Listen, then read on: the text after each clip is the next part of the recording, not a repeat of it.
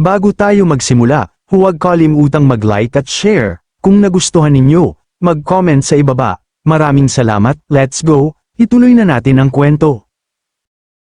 Nang marinig ang mabibigat na katagang yon, kalmadong napangiti si Ye Junlin, at sa tinig na puno ng autoridad ay sinabi kay Empress Jing, "Kamahalan, ang usapin tungkol sa Imperial Consort ay hindi kagyat, unahin muna nating resolbahin ang kasalukuyang krisis."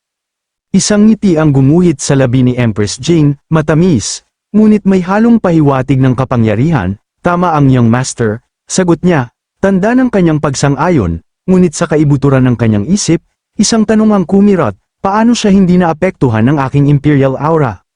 Biglang umalingaw-ngaw ang yabag ni Princess Pingzi, mariing inihampas ang paa sa sahig, itinaas ang kamay at sumigaw ng may galit, "Kamahalan, kalahati ng buhay ko ay inialay ko sa digmaan, tapat at walang pag-aalinlangan. Ngayon, ang nag-iisa kong anak ay namatay ng walang kasalanan, ay poprotekta mo pa ba si Dongfang Mengyao, ang mamamatay tao?"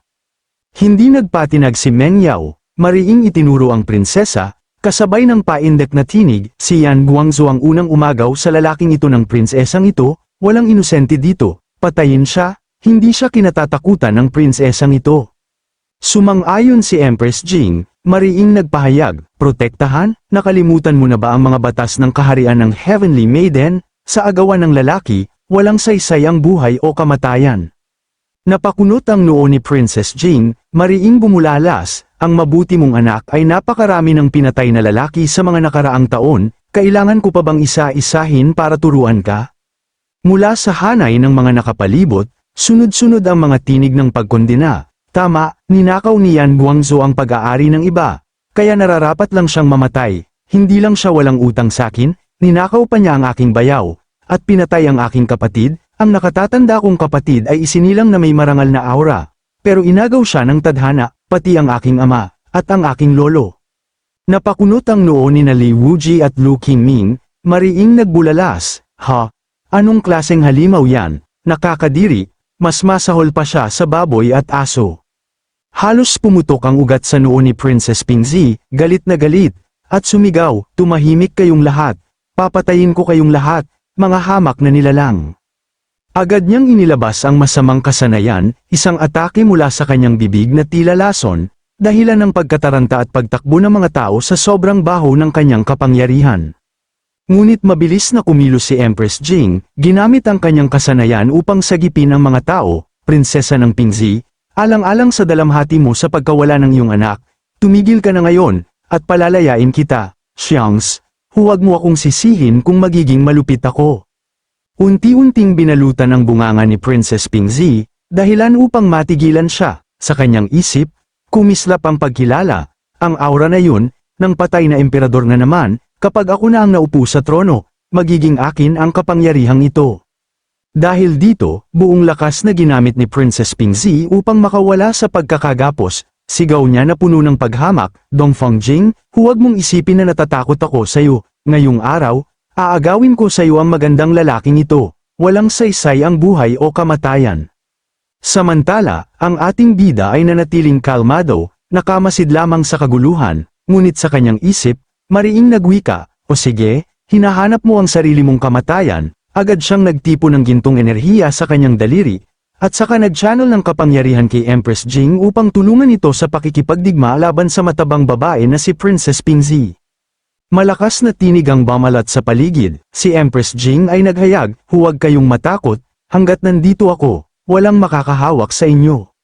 Ngunit patuloy na nagpupumigla si Princess Pingzi mula sa mga seda, mariing nagsalita, "Nangangahas kang agawin ng aking lalaki, sobra mong pinapahalagahan ng sarili mo." At di nagtagal, tuluyang nagkalasog-lasog ang cloth binding na pumipigil sa kanya, bakas sa kanyang mukha ang bigat ng damdamin habang mariing nagwika, "Hindi lang aagawin ng reynang ito ang iyong lalaki, kundi pati ang iyong trono."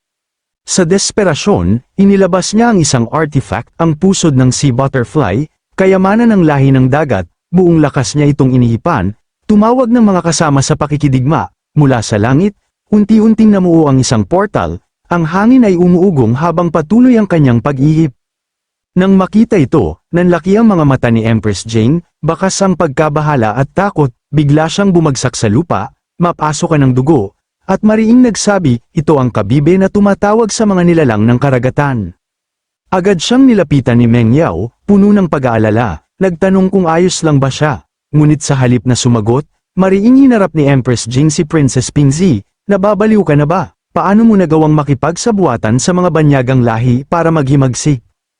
Napahalakhak si Princess Pingzi, mariing kinumpirma ang kanyang paghihimagsik, bakas sa kanyang mukha ang pagmamalabis at bigat ng damdamin. Bakit pareho tayong may dugong maharlika, pero ikaw ay kasing ganda ng bulaklak, samantalang ako ay ganito kapangit? Dahil sa mukhang ito, naranasan ko ang hindi mabilang na paghamak at panlalamig. Kahit anong pagsisikap ko sa cultivation, walang silbi, lagi mo akong dinudurog, hayop ka. Pagkatapos, umiiyak si Princess Pingzi, nanginginig ang tinig habang patuloy na ibinubulalas ang hinanakit na kanyang pasan mula pa pagkabata, dahil sa batas ng Royal Heavenly Maiden, habang mas maganda, mas madali ang pag-angat sa cultivation, ito'y isang napakalaking biro, ang pangit ba ay hindi karapat-dapat maging malakas. Habang patuloy siyang humihip sa shell artifact, mariing nagwika, ipipilit kong baliktaran ang cultivation, habang mas pangit, mas lalong lalakas, basta't maipailalim lang kita sa aking mga paa. Ano naman kung kalahati ng kaharian ng Heavenly Maiden ay ialay sa Sea Clan? Mula sa portal sa langit, lumabas ang mga nilalang ng Sea Clan, dala ang mapangwasak na presensya. Nang makita ito, buong loob na sumigaw si Meng Yao, tinig ng isang mandirigma, mga kapatid, sugod, ay panata natin na mabubuhay man o mamamatay. Kasama natin ang emperador sa laban na ito. Walang pag-aalinlangan, naghandang sumabak ang mga cultivator sa paligid. Si Li Wuji ay agad sumugod, mariing nagutos sa kanyang kasama na sumama. Tumango si Liu Qingming, sa gisag ng kanyang pagsang-ayon, sige Terra, sasaklawan kita, kapatid na Daoist Li. At doon, sumiklab ang digmaan, lahi ng tao laban sa lahi ng Sea Tribe, dumagundong ang paligid sa banggaan ng mga mapangwasak na atake, habang si Princess Pingzi ay nakamasid mula sa itaas, mariing ikinuyom ang kanyang kamay, kapag naaga ko na ang trono, ipapakalat ko sa buong bansa ang baliktad na paraan ng walang kababaihan, at gagawing hari ang kapangitan. Samantala, ang ating bida ay bahagyang ikinumpas ang kamay, seryosong nakatingala sa langit, hay naku, nakakatawang drama naman ito, parang teleserye, panahon na siguro para tapusin ang drama ng tabachoy na ito. Ngumisi siya, kasabay ng mabilis na pagpintig ng daliri, at ginamit ang kanyang kasanayan, absolute territory.